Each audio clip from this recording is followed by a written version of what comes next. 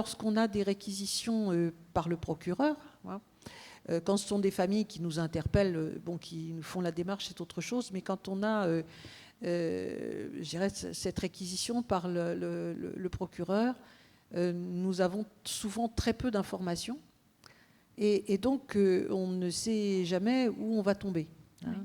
Et donc, alors, vous évoquiez le fait que les gens ne viennent pas à la convocation. Donc, en général, nous, c'est vrai que ça retarde parfois beaucoup les procédures. On envoie un courrier pour une convocation, les gens ne viennent pas. On envoie un deuxième, ils ne viennent pas.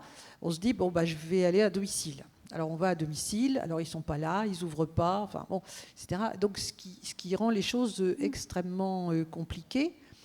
Et puis, les questions, notamment les réquisitions du procureur, sont très claires. Il y a 9 questions auxquelles on doit répondre. Hein. Donc, Et pour avoir vu un certain nombre de certificats d'un certain nombre de mes confrères, on est parfois embêté parce qu'on est obligé, enfin moi dans mes autres activités, on est parfois obligé de se dire mais non, mais il faut qu'on refasse redemande un certificat médical parce que l'expert n'a pas répondu aux questions, notamment de la question sur est-ce que la personne peut rester à domicile.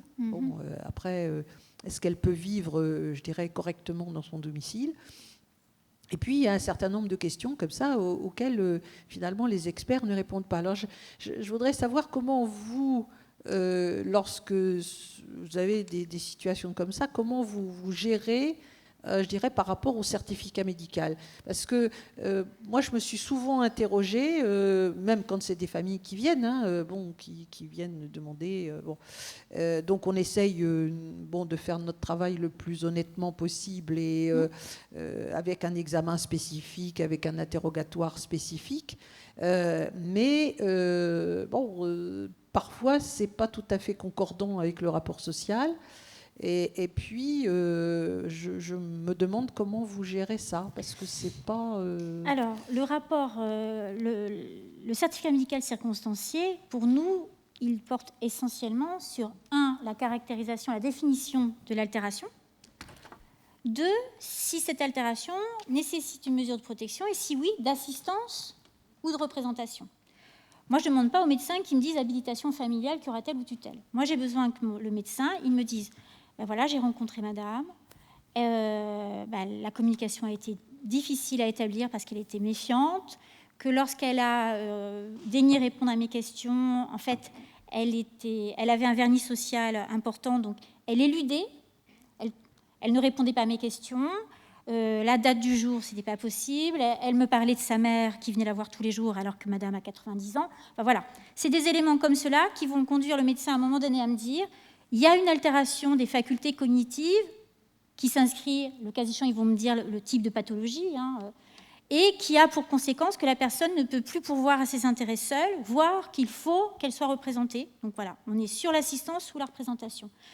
Les questions hautes sur le maintien à domicile, c'est des questions satellites, mais ce n'est pas le cœur des questions que moi je vais me poser au début que je vais instruire une demande de mesure de protection. Voilà. Ça va m'intéresser effectivement si à un moment donné, on me dit elle ne peut pas rester à domicile, il faut absolument qu'elle rentre en structure. Si le médecin m'a dit au contraire qu'avec un étayage, elle pouvait parfaitement rester à domicile, voilà, je vais être amenée à creuser un peu plus et à trouver des éléments complémentaires. Quant au fait que le rapport d'évaluation sociale puisse ne pas coïncider avec ce que vous allez vous mettre dans le certificat, le travail du juge, c'est d'essayer de démêler les choses, de pouvoir rassembler un maximum d'informations et après de trancher. Voilà. Et on essaie de prendre la moins mauvaise décision. Voilà. Oui, bonjour. Ici. Ici où sur votre droite. D'accord, bonjour madame. Ma question, c'est pourquoi une personne sous curatelle ne peut divorcer par consentement mutuel ? Alors, elle peut donner son autorisation, je crois qu'elle peut donner son accord sur le principe du divorce. Mais après, le consentement mutuel, ça peut avoir des conséquences maintenant, puisque ça passe quasiment plus par le juge. Donc non, c'est pour que ça soit encadré. D'accord, mais dans ce cas-là, bon, c'est un exemple personnel. Ouais. La personne, ma nièce en l'occurrence, elle, ça serait un divorce pour faute, pour abandon de domicile conjugal. Je ne vais pas rentrer dans ce domaine-là. Je trouve que c'est extrêmement injuste parce que ma nièce a été obligée de partir en masse, ne pouvant plus rester chez elle, gravement handicapée, et divorcer pour faute alors qu'elle n'a pas abandonné son domicile. Mais quel est le rapport avec la mesure de protection? La mesure de protection, c'est parce qu'elle est sous tutelle. Oui. Donc je trouve ça... Mais même s'il n'y avait pas de mesure de protection, peut-être qu'elle aurait dû partir pour... Oui, mais elle aurait pu divorcer par consentement mutuel dans ce cas-là. Le fait qu'il y ait une mesure de protection, il faut que ça soit encadré. Et comme les lois sont réformées et que tout doucement, on déjudiciarise, le fait qu'on puisse prendre un seul avocat, que ça puisse se passer chez un notaire sans qu'il y ait un juge qui intervienne, ça permet qu'il y ait quand même un encadrement. Voilà. Pour s'assurer, avec l'assistance du curateur, que les intérêts de la personne sont bien préservés dans le cadre de la rupture. Consentement mutuel, c'est pas uniquement dire on s'entend pour... C'est les suites patrimoniales. Et quand il y a des enfants, il y a plein de choses qui rentrent en ligne de compte. D'où l'intérêt que ça soit encadré. Y a-t-il d'autres questions? Bonjour. Alors bonjour, dites-moi, vous êtes où? Alors, voilà. Bonjour, merci madame. Bonjour. Je représente l'association France Alzheimer et on a souvent des questions des familles qui se trouvent confrontées à des personnes malades qui ne reconnaissent pas, bien entendu, leurs difficultés, sont en opposition complète à l'idée d'aller en établissement. Qu'est-ce qu'on peut conseiller à la famille? Est-ce qu'il faut vraiment passer par vous ou Alors là, vous êtes indépendamment d'une mesure de protection. On est d'accord, oui, il n'y a oui, pas de mesure. Oui. Mais justement, est-ce qu'il faut être amené à leur conseiller de demander une mesure de protection pour qu'il y ait une décision prise et qu'elle soit protégée? En tout état de cause, je pense que le directeur d'un EHPAD, il demande normalement la signature de le futur résident sur le contrat, sauf erreur de ma part. Donc s'il ne veut pas signer, je ne vois pas d'autres possibilités qu'effectivement, éventuellement, s'il y a l'altération des facultés mentales, etc., dont je vous ai parlé, qu'il y ait une requête pour qu'il y ait une mesure de protection, mais la mesure de protection ne fait pas tout. Je persiste à le dire. Vous avez entendu dans les exemples qui vous ont été donnés, selon le degré de la protection, on peut faire plus ou moins de choses. Et même dans le cadre d'une tutelle, les principes directeurs, c'est quand même qu'on doit respecter la volonté de la personne et que ce n'est que si elle compromet gravement ses intérêts qu'on peut à ce moment-là, dans le cadre d'une mesure préexistante, saisir le juge pour être autorisé à signer seul un contrat de résidence en EHPAD. Après, l'EHPAD, ce n'est pas la prison. La personne, elle rentre. Si elle sort, elle sort. Après, voilà, c'est du cas par cas. Il y a plein de situations qui se présentent. Oui, c'est allumé. Je me permets juste d'ajouter sur cette question parce que j'ai une autre vie où je suis avocate et qui ouvre pour moi un autre volet aussi, et je l'ai eu plusieurs fois dans des cas de maladie d'Alzheimer. C'est le déni de certains enfants. Et donc la difficulté à rassembler la vie de la famille autour de cette maladie, qui est une maladie évidemment dont chacun ne prend conscience qu'à certaines étapes. Alors il y a des enfants qui sont résilients plutôt que d'autres. Et c'est vrai que je pense que les dossiers les plus difficiles que j'ai eus à mon cabinet, c'était vraiment ça. C'était des dossiers où il y avait des enfants qui prenaient conscience de cette maladie, qui voulaient anticiper, prévoir. Et puis d'autres pour qui c'était alors le tabou ultime, la chute, la dépendance, enfin bon. Et ça peut aller très loin. J'ai des dossiers qui ont duré des années. On est allé à la cour. Enfin bon, voilà. C'est des dossiers assez terribles et assez déchirants. Et la première victime de ces dossiers-là, c'est le parent lui-même. Évidemment, qui ne peut pas être serein dans une maladie qui est déjà terrible et qui devient l'objet de pression constante. Moi, j'ai vécu des parents mis de force dans la voiture pour aller voir le médecin, pour avoir un certificat qui dise le contraire du certificat du voisin. Enfin, bon, on voit des choses abominables. Et du coup, je me permets juste d'intervenir parce que c'est vrai que votre question m'évoque ça.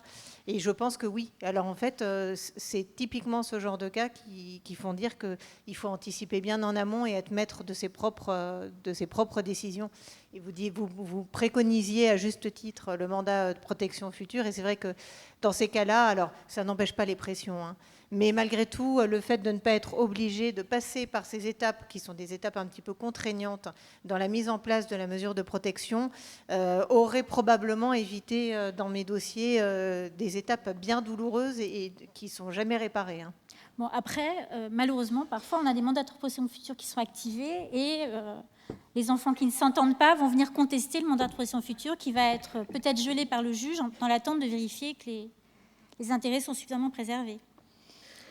Nous sommes des êtres humains. Hein. Les histoires familiales, je vois des gens qui se déchirent devant moi, d'autres qui arrivent à s'entendre. On n'est pas tous égaux face à la maladie, à la façon dont on va réagir. Voilà. Donc les magistrats, mandataires, services sociaux, médecins, les uns comme les autres, essaient de faire pour le mieux pour que les familles s'accordent. Voilà. Heureusement, on n'est pas des machines. Hein. Donc, vous comme nous. Une question, parce que souvent, les travailleurs sociaux, là c'est dans le cadre de mon activité au dispositif d'appui à la coordination, parce que j'ai une demi-journée de médecin coordonnateur pour le DAC par semaine. Et on a souvent les travailleurs sociaux qui disent oui, il faudrait envisager une mesure de protection, mais la personne n'est pas d'accord. Alors, connaissant quand même un certain nombre de pathologies, je dirais, en psychiatrie ou en gériatrie, il y a beaucoup de gens qui n'ont pas conscience et qui ne sont pas d'accord, qui ne seront jamais d'accord pour la mesure de protection. Donc, ce n'est pas un obstacle pour lancer la procédure. Non, alors justement, c'est intéressant que vous m'ameniez sur ce terrain. Très clairement, quand un service social de secteur qui est confronté à une situation de vulnérabilité n'a pas en face de lui une personne qui est consciente de la nécessité d'une mesure, il va faire un signalement au parquet. Surtout qu'il n'aille pas faire signer une requête à la personne à protéger, parce que sur la demi-heure en question, elle a bien voulu signer, parce que nous, après, on arrive derrière, on reçoit la personne, et la personne me dit « mais j'ai jamais rien signé, mais moi je ne suis pas du tout d'accord ». Et donc, officiellement, nous, procéduralement, on a été saisis par la personne à protéger, en personne, alors que ce n'est pas le cas. C'est le service social de secteur qui, en fait, a constaté une situation qui méritait une mesure de protection et qui a peut-être bataillé un peu pour convaincre la personne de signer sur l'instant. Et nous, on se retrouve face à quelqu'un qui dit « mais non ». Parce que peut-être la maladie fait qu'elle a oublié, peut-être qu'elle est dans le déni de toute façon de ses difficultés, peut-être qu'il y a alternance entre lucidité et absence. Mais dans ces cas-là, moi je trouve qu'il est beaucoup plus carré pour le service social de secteur de faire le signalement au procureur qui à ce moment-là va faire les investigations nécessaires, plutôt que de faire signer à une personne qui, arrivée devant nous, va être dans un état de stress pas possible, dans le refus complet de quoi que ce soit. C'est beaucoup plus compliqué. Voilà. Donc, si ça répond, je pense que voilà, les services sociaux de secteur, il faut qu'ils soient carrés par rapport à ça. Dans le moindre doute par rapport à l'altération et la conscience de la maladie, on ne fait pas signer une requête par la personne. Bonjour. Bonjour, ouf. Ici. Bonjour. Voilà. J'ai lu dernièrement dans un certificat médical circonstancié le médecin préconisait en fait une mesure de curatelle dans le cadre d'une habilitation familiale.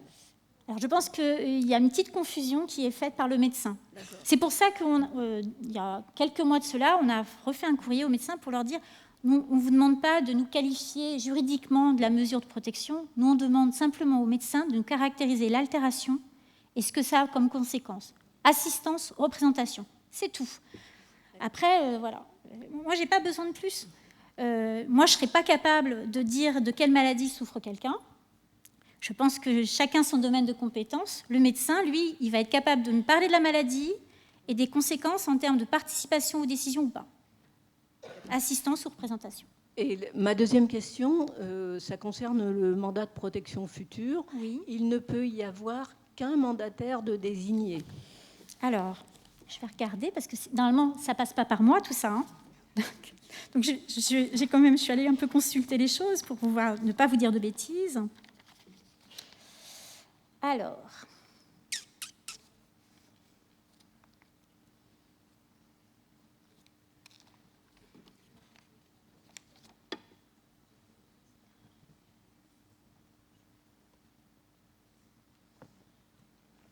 Pour moi, c'était un mandataire, mais je peux me tromper, donc je regarde.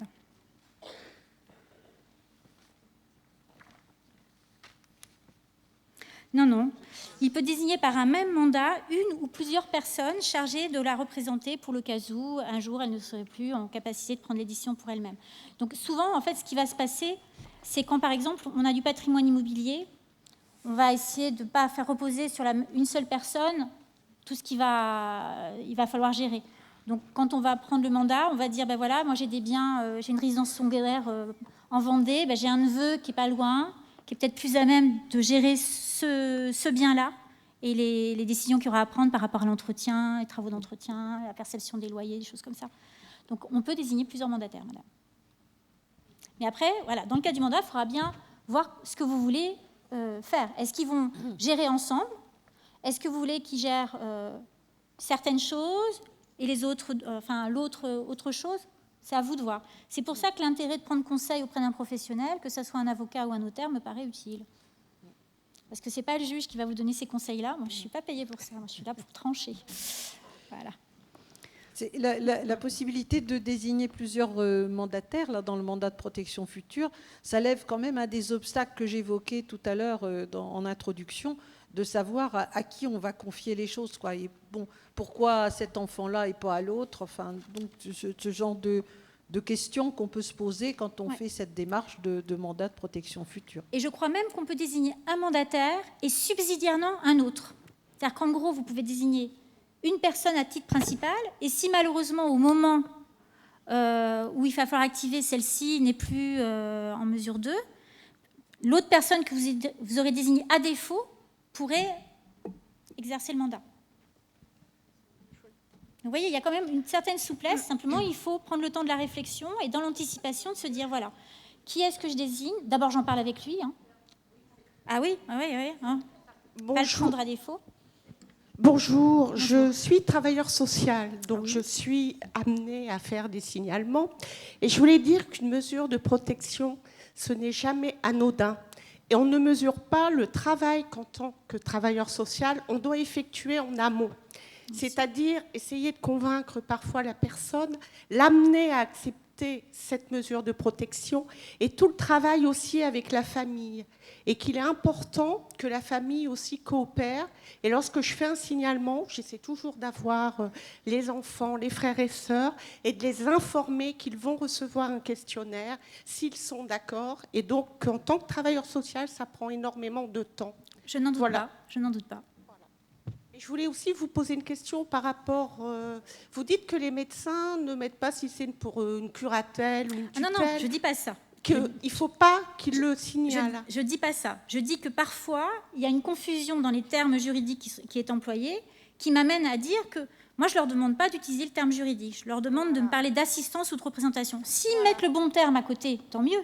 Mais voyez, l'exemple que madame donnait tout à l'heure, c'est que là, le médecin, il a peut-être voulu bien faire, mais finalement, il a confondu deux notions qui ne sont pas conciliables. Parce que justement, moi, dans ma conclusion, souvent, si je demande un mandat, je dis dans l'attente d'une mesure de type pérenne, type curatelle ou tutelle. Donc, je ne dois pas le faire non plus.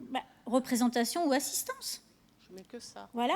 Le cas échéant, si vous avez même des éléments plus précis en disant parce que la gestion du budget est impossible, je sais que l'assistance, ça sera une curatelle renforcée. Mais voilà. Oui, il me semble que les termes là dans la réquisition du procureur, c'est assister, conseiller et contrôler. Exactement. Hein, il me semble bien. Ça, c'est pour la curatelle. Pour la curatelle. Et sinon, c'est la représentation. Représenter. Oui, je voulais juste rebondir là. Là où? Ici. Très bien, madame. Voilà, donc je suis référente parcours au sein du DAC du Cher, justement, et on est parfois amené à faire des signalements. Pareil, hein, que ma collègue travailleuse sociale, on essaye de travailler en amont avec la personne, mais des fois, voilà, il y a du déni, il y a de la non-acceptation, voilà, de la nosognosie. Et du coup, on est amené à faire un signalement, et quand il y a un refus de la personne, il est difficile d'avoir, par exemple, la pièce d'identité, puisqu'elle refuse une mesure de protection, qu'on fasse un signalement, même si on est transparent dans notre action. Et en fait, on se retrouve confronté à un retour du procureur. En l'absence de la pièce d'identité, je n'étudierai pas votre signalement. D'accord. Voilà. Alors moi, j'ignore quelle est la politique du parquet en matière de mesures de protection, puisque voilà. Oui, mais sans l'accord de la personne, au niveau éthique, c'est pas... Très honnêtement, je pense que le parquet passe souvent outre l'absence du... Non, de moins en moins. S'ils ont la date de naissance, ouais. Non. D'accord. Ouais. Donc voilà, en tout cas, moi, je suis saisie avec tout. D'accord. Tout parfois erroné, parce que quand on interroge, nous, Nantes, parfois, on a un retour avec... c'est pas la bonne commune. Hein, mais bon. Et autre chose par rapport, pareil, au certificat médical, donc s'il y a une préconisation du médecin expert sur telle ou telle mesure, ayant accompagné un usager à son audition, la juge m'avait expliqué qu'elle ne pouvait pas aller au-dessus de la préconisation du médecin. Ouais, exactement.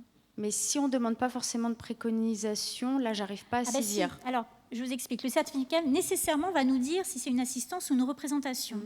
Si il nous est parlé d'assistance, on ne pourra pas mettre de tutelle.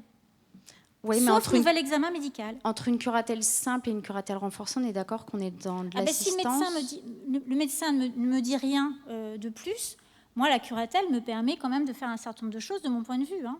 D'accord. Merci. Voilà.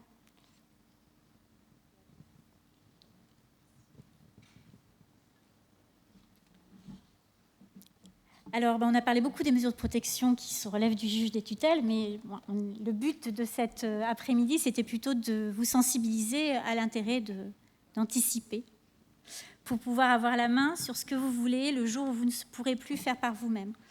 Après, vous avez compris que selon le moment où on va le faire, parfois, il peut y avoir des éléments qui vont un petit peu bouleverser l'économie de ce que vous avez mis en œuvre. Hein. Mais voilà, c'est comme tout à chacun. Est-ce que vous pensez qu'on a fait à peu près le tour ? On a fait, je pense, à peu près le tour. Si, moi j'ai une dernière question là, justement, par rapport au mandat de protection future. Donc, vous avez évoqué le document qu'on peut trouver sur Internet. Est-ce qu'il y a d'autres moyens de se procurer ce document ? Et est-ce qu'on peut faire un document sur papier libre ? Alors, le problème du mandat de protection future, c'est que s'il est sous seing privé, ça peut être sur papier libre, mais comme il doit être contresigné par un avocat... Oui, ou un notaire, oui. Alors, le notaire, notaire, c'est un acte authentique, pour le coup. Hein. Ça ne peut pas être enregistré par le notaire et que vous ayez tout fait. Hein.